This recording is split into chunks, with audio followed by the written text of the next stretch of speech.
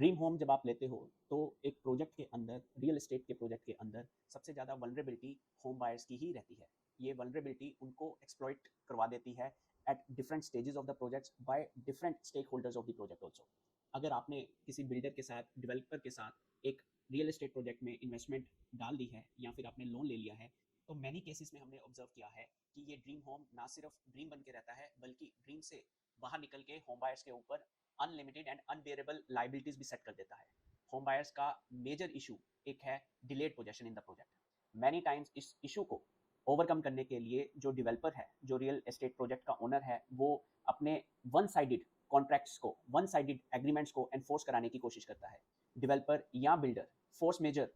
Conditions को activate करने की कोशिश करते हैं सो दैट जो उनका डिले हुआ है प्रोजेक्ट के हैंडओवर में, वो सेटिस्फाई कर सके होम बायर को।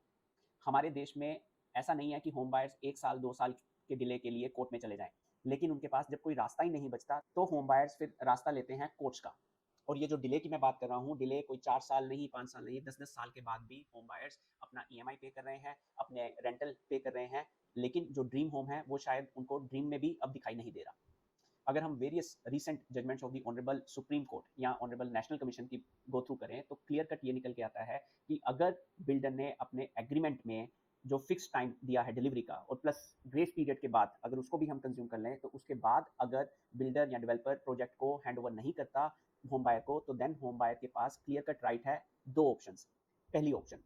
कि अगर उनको अब इस प्रोजेक्ट में इंटरेस्ट नहीं है, तो देन बिल्डर को कंप्लीट रिफंड देना पड़ेगा from the date of payments to the home buyer. और ये इंटरेस्ट रेट जो है रिफंड का, मैनी टाइम्स एग्रीमेंट्स में कुछ वन साइडेड एग्रीमेंट होने के कारण होम बायर्स के ऊपर रिफंड्स के ऑप्शन के ऊपर इंटरेस्ट काफी कम होता है, या उनकी डिडक्शंस का क्लोज आ जाता है कि ओके अर्नेस्ट डिपॉजिट मनी जो है आपकी 10% या 20% डिडक्ट कर दी जाएगी। लेकिन इन सिनेरियोज जहां पर बिल्डर या डेवलपर ने सब्सटेंशियली डिले कर दिया है एग्रीमेंट के टाइमलाइन के हिसाब से, तो देन ऑनरेबल एनसीडीआरसी या फिर ऑनरेबल सुप्रीम कोर्ट जो अगर इंटरेस्ट रेट की बात करें तो 9 से 12% के बीच में इंटरेस्ट जो है इम्पोज कर देती है बिल्डर या डेवलपर के अगेंस्ट।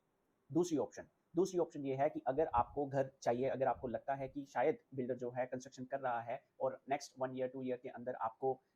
घर दे देगा, बिकॉज आज के समय में कहीं पे अगर दूसरी जगह पे भी आप घर लेना चाहते हो तो वैल्यू जो है वो सब्सटेंशियली इंक्रीज हो चुकी है, तो you can not buy a new home at the same price जो आपने इस बिल्डर के साथ, इस डेवलपर के साथ इन्वेस्ट किया था। तो उस केसेस में जो ऑनरेबल एनसीडीआरसी है, वेरियस जजमेंट्स में उन्होंने मंथली कंपनसेशन का ऑर्डर्स भी होम बायर्स के फेवर में दिया है।